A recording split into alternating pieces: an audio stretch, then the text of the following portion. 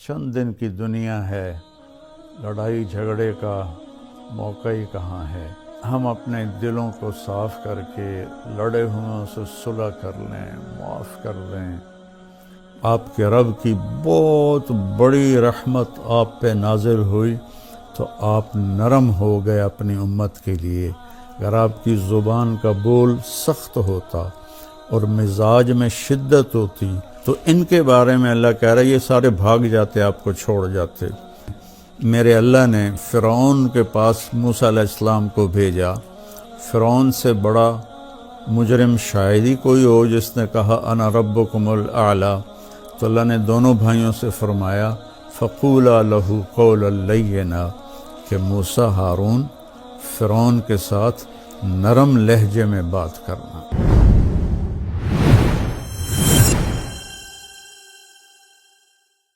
بسم اللہ الرحمن الرحیم، الصلاۃ والسلام علی رسولہ الکریم، اما بعد۔ میرے محترم بھائیوں بہنوں، عزیزوں، بچوں بچیوں، السلام علیکم ورحمۃ اللہ وبرکاتہ۔ رمضان روزہ بہت بڑا عمل ہے۔ اللہ تعالیٰ نے فرمایا کہ روزے کا بدلہ میں خود ہوں، اور ایک جگہ فرمایا کہ میرے نبی نے کہ کوئی جانتا ہی نہیں ہے کہ روزے کا ثواب اللہ نے کیا رکھا ہے۔ تو اللہ ہمیں توفیق دے روزے رکھنے کی۔ تو اس سے پہلے ہم اپنے دلوں کو صاف کر لیں۔ کسی کی نفرت ہے اس کو صاف کر دیں، بغض ہے، حسد ہے، کینہ ہے۔ کینہ ہوتا ہے کسی کو نقصان پہنچانے کی نیت، یہ بغض سے زیادہ بڑی چیز ہے۔ تو اس قسم کی جتنے بھی ہمارے دل میں منفی چیزیں ہیں، یہ ہم اللہ سے مانگ کے اپنے دل کو صاف کر دیں تاکہ ہمارے روزے قبول ہوں۔ اور خاص طور پر اگر ماں باپ کی نافرمانی ہے تو رمضان میں اس کی بخشش نہیں ہوتی۔ ماں باپ کے پاؤں پکڑ کے معافی مانگ لیں۔ اگر شراب کی عادت ہے تو شرابی کی بھی بخشش نہیں ہوتی، توبہ کر لے تو سب معاف ہے۔ تو اس سے بھی ہم توبہ کریں۔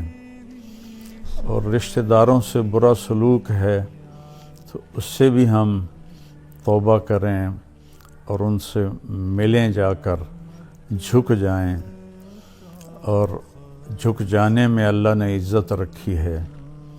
اور کسی کے بارے میں دل میں کینہ ہے، یعنی اس کو نقصان پہنچانے کی نیت اور ارادہ ہے، اس سے بھی توبہ کریں تو انشاءاللہ ہمارے روزے اللہ کی بارگاہ میں قبول ہوں گے۔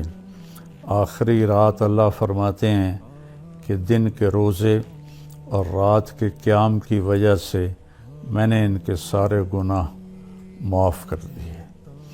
اور اللہ تعالیٰ نے ہر امت پہ روزہ فرض کیا ہے۔ ہمارے لیے روزہ آسان کیا ہے کہ ہمارے لیے سحری بھی ہے اور ہمارے لیے افطاری بھی ہے۔ تو اہتمام سے ہم ان روزے رکھیں اور کوشش کریں کہ پیٹ بھر کے نہ کھائیں تاکہ جسمانی فائدہ بھی ہو، روحانی فائدہ بھی ہو۔ اگر ایک مہینہ پورا ہم اس طرح روزہ رکھیں کہ ہمیں ظہر سے بھوک لگنی شروع ہو جائے تو پورے مہینے میں ہمارے جسم کے اندر جتنی بھی کثافتیں اور غلط چیزیں جمع ہیں وہ ساری دھل جاتی ہیں اور صاف ہو جاتی ہیں۔ تو رمضان کا مطلب ہے جل جانا۔ تو رمضان اور جل جانا اور روزہ، اس میں مناسبت یہ ہے کہ جوں انسان روزے رکھتا چلا جاتا ہے اللہ اس کے گناہوں کو جلاتا جاتا ہے، یہاں تک کہ آخری رات اس کے سارے گناہ جلا کے اسے پاک اور صاف کر دیتا ہے۔ تو ہم اپنے دلوں کو صاف کر کے لڑے ہوئے سے صلح کر لیں، معاف کر دیں۔ چند دن کی دنیا ہے، لڑائی جھگڑے کا موقع ہی کہاں ہے، چند صبحیں ہیں، چند شامیں ہیں، بہت سی بیت گئیں، تھوڑی باقی ہیں۔ بہادر شاہ ظفر رحمۃ اللہ علیہ کا شعر ہے، ان حسرتوں سے کہہ دو کہیں اور جا بسیں، اتنی جگہ کہاں ہے دل داغدار میں۔ تو دل داغدار میں اللہ کی محبت اور اللہ کے رسول کی محبت اور اللہ کے بندوں سے محبت اپنائیں، تاکہ ہمارا ہر عمل قبول ہو اور اللہ تعالی ہم سے راضی ہو۔ اور دوسری بات یہ ہے مالدار حضرات کے لیے کہ زکوٰۃ کا تو ضرور اہتمام فرمائیں، بہت غربت ہے اور بہت مہنگائی ہے، ہمارے گناہوں کی سزا ہے کہ مہنگائی کا عذاب ہے ہمارے اوپر۔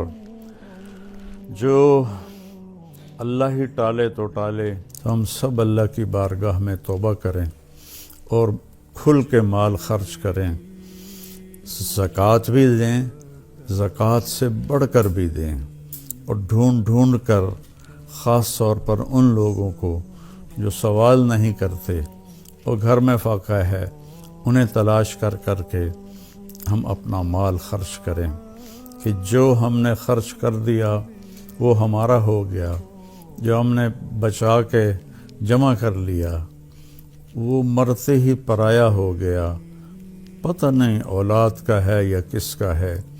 تو زیادہ سے زیادہ اللہ کے نام پر مال خرچ کریں، غریبوں کو ان کو ڈھونڈ کر، مریضوں کو، روزہ رکھنے والے روزہ رکھ نہیں سکتے ان کو ان کی امداد کریں۔ ہماری فاؤنڈیشن بھی اس میں بہت اللہ کے فضل سے کام کر رہی ہے، تو ہمارا بھی کچھ تعاون فرمائیں فاؤنڈیشن کا، تو اللہ تعالیٰ آپ کے اس مال کو جہنم سے بچاؤ کا ذریعہ بنائے گا۔ تیسری بات یہ کرنی ہے کہ ایک اپنی زبان کو لگام دینا سیکھ لیں، کہ اس زبان سے میرے نبی نے حضرت معاذ ابن جبل سے فرمایا، معاذ الا انبئک بمیلاک ھذا کلہ، معاذ میں تمہیں لمبی چوڑی نصیحت فرمائی تھی کہ ساری نصیحت کا میں تمہیں خلاصہ بتاؤں؟ انہوں نے کہا اجل یا رسول اللہ، ضرور یا رسول اللہ۔ تو فاحوی باصبعیہ الی لسانہ، تو اپنے زبان کو باہر نکالا اور یوں کینچی بنائی اور اس کو یوں پکڑا، اور پھر فرمایا کف ھذا، اے معاذ اپنی زبان پہ قابو رکھنا۔ وہ کہنے لگے یا رسول اللہ انؤاخذ بما نقول، جو ہم بولتے ہیں اس کا بھی حساب ہے؟ تو آپ نے فرمایا سکلت کا امک یبن جبل، ارے جبل کے بیٹے تیری ماں تجھے روئے۔ وَهَلْ يَكُبُّ النَّاسَ فِي نَارِ جَهَنَّمَ إِلَّا حَصَائِدُ أَلْسِنَتِهِمْ، تمہیں پتہ ہے سب سے زیادہ جہنم میں دھکا دینے والی یہ زبان ہوگی، اس کا گندا بول، گالی گلوچ، غیبت، جھوٹ، بہتان، نفرت کے انداز میں بولنا، حقارت کے انداز میں بولنا، ملازموں کے ساتھ گالی گلوچ کرنا، آپس میں گالی گلوچ کرنا۔ اور خاص طور پر میں جو حضرات یوٹیوب پر بیٹھ کے دین کے درس دے رہے ہیں ان کے آگے ہاتھ جوڑتا ہوں، اللہ کے واسطے اپنی زبان ٹھیک کرو، اپنی زبان ٹھیک کرو، اپنی زبان ٹھیک کرو۔ ایسے میرے نبی کے بارے میں آتا ہے ما کان فاحشا متفحشا، میرے نبی کبھی بھی بدخوئی اور بد کلامی کرنے والے نہیں تھے۔ اور میرے اللہ نے فرمایا فَبِمَا رَحْمَةٍ مِّنَ اللَّهِ لِنْتَ لَهُمْ وَلَوْ كُنْتَ فَظًّا غَلِيظَ الْقَلْبِ لَانفَضُّوا مِنْ حَوْلِكَ، میرے محبوب آپ کے رب کی بہت بڑی رحمت آپ پہ نازل ہوئی تو آپ نرم ہو گئے اپنی امت کے لیے۔ اگر آپ کی زبان کا بول سخت ہوتا اور مزاج میں شدت ہوتی تو لنفضوا، افراتفری میں جب لوگ بھاگتے ہیں نا تو اس کو انفزاز کہتے ہیں۔ جیسے کہیں کوئی دھماکہ ہو جائے تو لوگ افراتفری میں بھاگتے ہیں جدھر جس کا منہ ہوتا ہے۔ تو اللہ تعالیٰ فرما رہے ہیں یہ صحابہ جن کے بارے میں اللہ نے کہا کُلًّا وعد اللہ الحسنی، میرے محبوب تیرے صحابہ کے لیے تیرے رب کا جنت کا وعدہ ہے، اور جن کے لیے حسنہ کا وعدہ ہے ان کے لیے دوسری آیت کہتی ہے ان الذین سبقت لہم من الحسنی اولئک عنہا مبعدون، جن کے لیے ہم نے حسنہ کا وعدہ کر دیا وہ جہنم سے بہت دور ہیں، لا یسمعون حسیسہا، وہ اس کی آہٹ بھی نہیں سنیں گے، وہم فی ما اشتہت انفسہم خالدون، اور وہ جنت کی من چاہی نعمتوں میں ہمیشہ کی زندگی گزاریں گے۔ یہ ٹائٹل، یہ اعزاز، یہ خوشخبری صرف میرے نبی کے صحابہ کے لیے، چاہے وہ مہاجرین سابقین اولین ہوں، چاہے وہ درمیان والے ہوں، چاہے وہ طلقاء ہوں جو مکہ پہ ایمان لائے فتح مکہ پر، سب کے لیے میرے اللہ نے جنت کا وعدہ فرمایا۔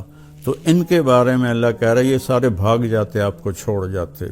تو بھائیو اکثر جو میں تو سنتا ہی نہیں ہوں، میرے سر میں درد رہتا ہے، لیکن کبھی کبھار کان میں پڑ جاتی ہے بات تو اتنا شدید لہجہ ہوتا ہے اور اتنا حقارت آمیز لہجہ ہوتا ہے اور اتنا نفرت سے بھرا ہوا ہوتا ہے، خاص طور پر مذہبی معاملات میں اور اختلافی مسائل میں۔ اس قدر وہ آتش فشاں پہاڑ بن جاتے ہیں کہ ان کے منہ سے آگ نکلتی ہے۔ تو میرے نبی کی زندگی سیکھو کہ آپ نے کس طرح نرم رویے سے عرب کے سارے بت پرستوں کو رام کیا، اور اللہ تعالیٰ نے فرمایا کہ جاہد الکفار والمنافقین واغلظ علیہم، ان کے ساتھ آپ جہاد کریں، منافق اور کفار کے ساتھ، اور ان پر شدت اختیار کریں۔ لیکن آپ دیکھیں سیرت النبی میں کہ آپ نے عبداللہ بن ابی کو بھی کبھی برا نہیں فرمایا اور منافقین کو بھی کبھی برا نہیں فرمایا، اور آپ کی زبان سے کسی کے لیے دکھ بھرا بول نہیں نکلا۔ تو میں سارے بھائی بہنوں سے کہتا ہوں یہ وبا، یہ بلا ہمارے گھروں میں ہے، عورتوں میں ہے، مردوں میں ہے۔ صرف خطیبوں کی بات نہیں کر رہا، خطیب چونکہ ممبر پہ لوگوں کو خطاب کر رہا ہوتا ہے یا وہ یوٹیوب پہ لوگوں کو خطاب کر رہا ہوتا ہے تو اس کی زبان میں اگر زہر ہو تو وہ کیا دین کا کام کر رہا ہے؟ وہ کوئی اور ہی کر رہا ہے، دین کا کام نہیں کر رہا ہے۔ میرے اللہ نے فرعون کے پاس موسیٰ علیہ السلام کو بھیجا۔ فرعون سے بڑا مجرم شاید ہی کوئی ہو جس نے کہا انا ربکم الاعلی۔ تو اللہ نے دونوں بھائیوں سے فرمایا فقولا لہ قولا لینا، کہ موسیٰ ہارون فرعون کے ساتھ نرم لہجے میں بات کرنا۔ آپ اپنے اختلاف کو ظاہر کریں، لیکن اوروں کے یہ نفرت کا بول اور حقارت کا بول یہ اللہ کے ہاں بالکل پسندیدہ نہیں، اور اس بول میں، اس لہجے میں بات کرنا یہ کوئی دین کی بات نہیں ہے، یہ نفس کی شرارت ہے۔ تو میری آپ سے گزارش ہے میٹھا بول بولیں، اگلے کو عزت دیتے ہوئے اختلاف رائے کریں، نہ کہ نفرت و حقارت کے شعلے برساتی ہوئی زبان ہو اور اگلوں کا دل چیر کے رکھ دے، اور سارے گھر میں مستورات اور مرد سب سے کہتا ہوں کہ اپنی زبان کے بول کو میٹھا کر لیں، اپنے نوکروں نوکرانیوں کے ساتھ خاص طور پر درگزر اور نرمی کا معاملہ کریں، سختی کا معاملہ نہ کریں۔ ایک صحابی نے آ کر کہا، یا رسول اللہ، میرا خادم ہے، غلام، وہ غلط کام کرتا ہے تو میں اس کی پٹائی کرتا ہوں، تو اس کا کیا معاملہ ہوگا آخرت میں؟ آپ نے فرمایا، تیری پٹائی کو اور اس کی غلطی کو تولا جائے گا، اگر تیری پٹائی بڑھ گئی تو پکڑا جائے گا۔ اور تو وہ زارو قطار رونے لگے اور کہنے لگے، یا رسول اللہ، اس کا یہی علاج ہے کہ میں اسے آزاد کر دوں۔ تو انہوں نے اپنے غلام کو آزاد کر دیا۔ تو میری منت ہے، اپنے بچوں کے ساتھ کبھی طنز والا بول نہ بولیں، بیوی کے ساتھ کبھی طنزیہ بول نہ بولیں، طنز مار دیتا ہے، تانا مار دیتا ہے۔ اپنے خامند کے ساتھ کبھی طنزیہ بول نہ بولیں، ماں باپ کے ساتھ خاص طور پر کبھی ایسا بول نہ بولیں کہ ان کے آنسو نکل آئیں یا ان کا دل ٹوٹ جائے۔ ماں باپ کی فریاد سارا مقدر بگاڑ کے رکھ دیتی ہے، اور ماں باپ کی دعا بیڑے مقدر سنوار دیتی ہے، وہاں تک پہنچتی ہے جہاں کوئی شے بھی نہیں پہنچتی۔ اپنے بہن بھائی، اپنے دوست احباب سب کے ساتھ محبت بھری بات کریں۔ کبھی کوئی ہو جائے بول ایسا انسان ہے تو پھر فوراً معافی مانگ لیں، اس سے معافی مانگ لیں۔ میں قربان جاؤں، جنگ خندق میں جب شکست ہوئی پہلے تو صحابہ بھاگے، تو ایک صحابی کا پاؤں میرے نبی کے پاؤں پر آ گیا۔ تو وہ جوتا جنگ والا تھا، سخت، تاکہ تلوار اثر نہ کرے۔ تو آپ کے پاؤں پہ وہ اس کا پاؤں آیا تو آپ کو درد ہوا، تو آپ کے ہاتھ میں چھوٹی سی چھڑی تھی، آپ نے اس کو ایسے ماری اور کہا، اوجعتنی، تو نے مجھے تکلیف پہنچائی۔ چھوٹی سی چھڑی، انہوں نے زرہ پہنی ہوئی ہے، زرہ پر تو تلوار اثر نہیں کرتی، اس چھڑی نے کیا اثر کرنا تھا۔ تو اس صحابی نے وہ سن لیا کہ میرے نبی فرما رہے ہیں اوجعتنی، تو کہنے لگے، سارا دن ساری رات میں ڈرتا رہا کہ اب جبریل آئیں گے میری ہلاکت کا پیغام لے کر، اب جبریل آئیں گے میری سزا کا پیغام لے کر۔ تو ساری رات سوئے نہیں۔ فجر کے بعد اعلان ہوا، جس شخص کا پاؤں نبی کے پاؤں پر آیا تھا، وہ آ کے اللہ کے نبی سے ملاقات کر لے۔ تو وہ کہنے لگے، بس ہو گئی نا وہی بات جس کا مجھے ڈر تھا، اب دیکھو پتہ نہیں کیا عذاب کا فیصلہ ہوتا ہے۔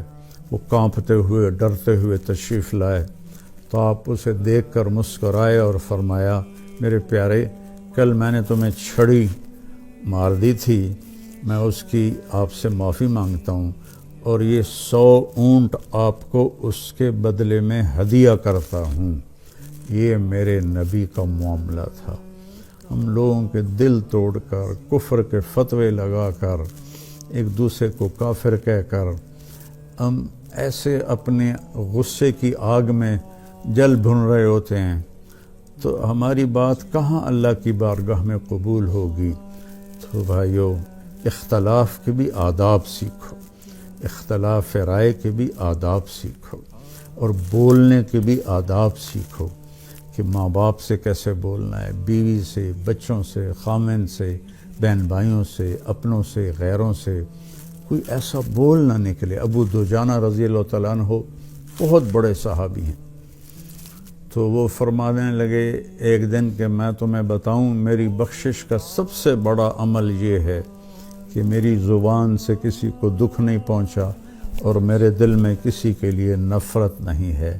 تو یہی 2 باتیں سارا معاشرہ اپنا لے، اور خاص طور پر جو ممبروں پر، یوٹیوب پر لوگوں کو دین سنا رہے ہیں، وہ خاص طور پر اس کو اپنائیں، ایک اچھی مثال پیش کریں، ایک اچھی مثال پیش کریں۔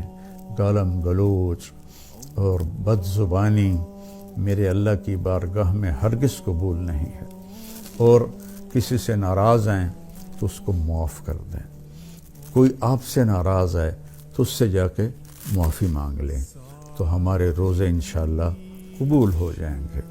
جو ہی رمضان آتا ہے تو تراویح پہ مناظرے شروع ہو جاتے ہیں۔ میں ایسے ہی یوٹیوب دیکھ رہا تھا تو وہ ایک سامنے آیا، 20 تراویح پڑھنے والوں کو چیلنج۔ او بھائی اللہ کے واسطے یہ چیلنج اپنے پاس رکھو۔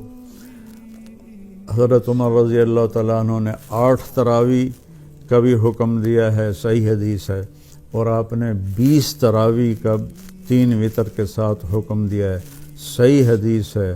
کوئی اس پہ عمل کر لیتا ہے، کوئی اس پہ عمل کر لیتا ہے، دونوں ٹھیک ہیں۔ باقی یہ نوافل ہیں، کوئی 20 پڑھو، 40 پڑھو، اہل مدینہ 40 پڑھتے تھے۔ یہ تراویح کا لفظ کہاں سے آیا کہ اہل مکہ 4 رکعت پڑھتے تھے، پھر ایک طواف کرتے تھے۔ ترویح کہتے ہیں تھوڑی دیر کے آرام کو، پھر 4 رکعت پڑھ کے اور ایک طواف کرتے تھے، تو اس طرح ان کو تھوڑا آرام بھی ہو جاتا تھا، پھر آگے شروع ہو جاتے تھے۔ مدینے والوں کو پتہ چلا کہ مکے والے تو ہر 4 تراویح کے بعد طواف کرتے ہیں، تو ہم کیا کریں؟ انہوں نے 40 رکعت پڑھنی شروع کر دی۔ تو اس پہ لوگوں کو تشویش میں نہ ڈالیں۔ جو 20 پڑھ رہا ہے وہ بھی ٹھیک کر رہا ہے، جو 8 پڑھ رہا ہے وہ بھی ٹھیک کر رہا ہے، جو 40 پڑھ رہا ہے وہ بھی ٹھیک کر رہا ہے۔ یہ قیام اللیل ہے، اللہ تعالیٰ کے نبی نے 3 دن صرف کیا، اس کے بعد نہیں کیا۔ اور ہم تو سب پورا مہینہ کرتے ہیں۔ اس کو حضرت عمر رضی اللہ تعالیٰ عنہ نے جاری فرمایا، اور دونوں صحیح روایات ہیں، 8 کی بھی 3 رکعت 11، اور 20 کی بھی اور 3 رکعت وتر۔ تو کثرت سے تلاوت کریں قرآن کی۔ بخاری شریف کی روایت ہے، کانا رسول اللہ صلی اللہ علیہ وسلم اجود الناس، اللہ کے نبی سب سے زیادہ سخی تھے۔ وَأَجْوَدُ مَا يَكُونُ فِي رَمَضَانَ حِينَ يَلْقَاهُ جِبْرِيلُ يَأْتِيهِ كُلَّ لَيْلَةٍ فَيُدَارِسُهُ الْقُرْآنَ، اور رمضان میں آپ بہت زیادہ سخی ہو جاتے تھے جب جبریل آتے تھے۔ روزانہ رات کو آپ جبریل کے ساتھ قرآن کا دور فرماتے تھے۔ تو یہ واحد نبی ہیں جن کے پاس اتنی کثرت سے جبریل تشریف لائے، ہر رات تشریف لاتے تھے۔ میرے نبی کو 9 رمضان ملے، تو ہر رات کو، اور آخری رمضان میں 2 دفعہ آتے تھے، 2 دفعہ قرآن کا دور ہوا آپ کا جبریل کے ساتھ۔ اور فرمایا ولا رسول اللہ صلی اللہ علیہ وسلم اجود بالخیر من رمضان من الریح المرسلہ، کہ اللہ کے نبی رمضان میں جبریل کے ملنے پر تیز ہوا سے بھی زیادہ آپ کی سخاوت ہوتی تھی۔